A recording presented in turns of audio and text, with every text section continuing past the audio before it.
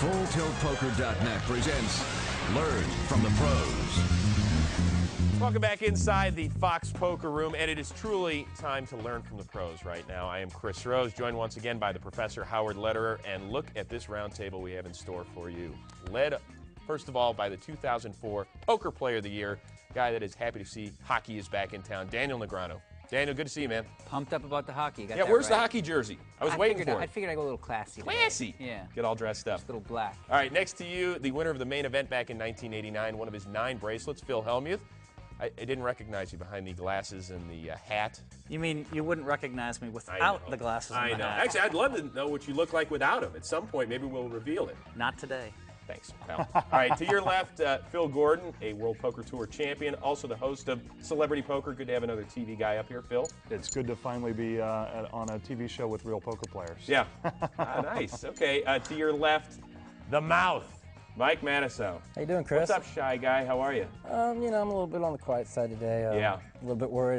You know, all these great poker players here, and I feel like I'm a star now. I'm with all these great stars on poker, you know. By the way, you won't have to adjust your volume on your TV set to hear Mike. He'll be just fine, but he is available in Spanish. Just hit your SAP button. It'll be a lot of fun. Guys, I don't know what poker life was like before TV, but I'm obviously into it since then. And everybody's personality seems to go through the roof, a couple of you guys especially. Phil Hellmuth, the bad boy of poker, if you will. I mean, how much is that Phil, and how much of it is just TV Phil?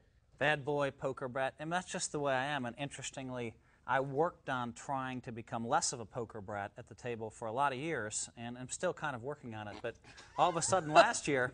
Still got a little ways to go. Yeah. All of a sudden last year, it became evident, or 2 years ago, that my agents and managers and companies I work for wanted me to be the poker brat. So, you know, I mean, I guess it works, the stick. So this was an image born on TV. Do you guys believe that? No. No, I mean, maybe somewhat, but realistically, Phil, if we all know Phil away from the table, he's a good guy. At the table, he has the persona. He has this persona that he's the bad boy, and people go after him and they attack him, which strategically forces him to play a little differently. Me, personally, I take another approach.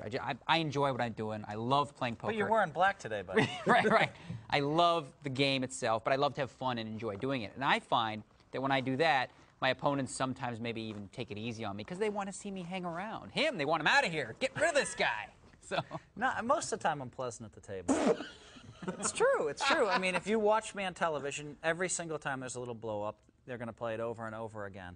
But I mean, most of the time I'm pleasant at the table and joke and get along with people. Oh yeah, sure. How could you play that hand?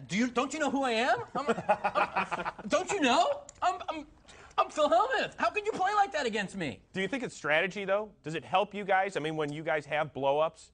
Well, I don't know, but I mean, like me at the table, like I'm literally the way I am. I mean, Phil at the table, I really don't know what planet he comes from sometimes. He's somewhere way out there sometimes. Not only do you play, Phil Gordon, but also you see it from the other side of things. Do you think that it hurts these guys? Does it help them? Is it truly a strategy? I really think that it hurts both Phil and Mike. I think Daniel's strategy is much more sound. You don't want your opponents to go out of their way to play pots with you, in my opinion. I would just be very content to let them, to just steal them blind. Listen. You know, just be a nice guy. Why do you want them to come after you? Realistically, it's not a strategy. That's just, I'm not like making a persona. I'm going to play the nice guy role. We're not the WWE. Well, I'm just myself on camera, and so is Mike. And actually, I think Mike's really good for poker. And I find it interesting that you know, when they're going to televise a table and they have 20 tables to turn from, and you have Phil Ivey and John Giawanda sitting next to each other, and Can Hua and Freddie Bagnotti, 4 great players sitting at the table, and then you have Mike Matusow and 9 amateurs. I find it very interesting that he's at the television table. I think he's good for the game. He wears his emotions on his sleeve, for better or for worse. Yeah, but I think people can relate to that. Yeah, but we're not there to make good television. We're there to play great poker. That's not the point. Is not to make great TV. The point is to make the best play available on every hand. Phil, don't you think that you use your personality to your advantage sometimes, though? I mean, I know that you don't think it's good for people to go after you, but if you're really aware that you're doing that, and I think particularly in Phil Hellmuth's case, if I were an amateur player at his table, I don't want to be the guy that makes a bad play and then has to hear it on TV from Phil Hellmuth. I actually might... And in articles, and in books. There's definitely an intimidation factor. You know, Phil does this thing where Phil literally, if you raise him 4 times in a row, he screams at you and yells at you. Do you know who you're raising? 4 times. Huh? I'm going to come for you. I'm going to come for you. The next time that player's thinking about raising, like, is he going to yell at me again? All right, I fold.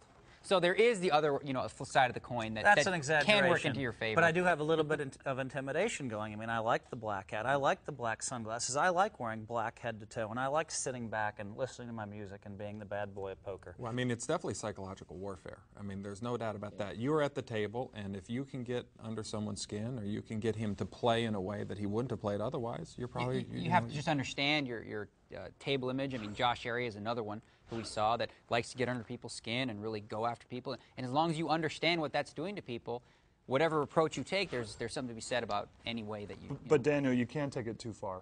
You know, and I think Tony G, for instance, on the World Poker Tour in France a couple of years ago, that was too much. That was too much. That was...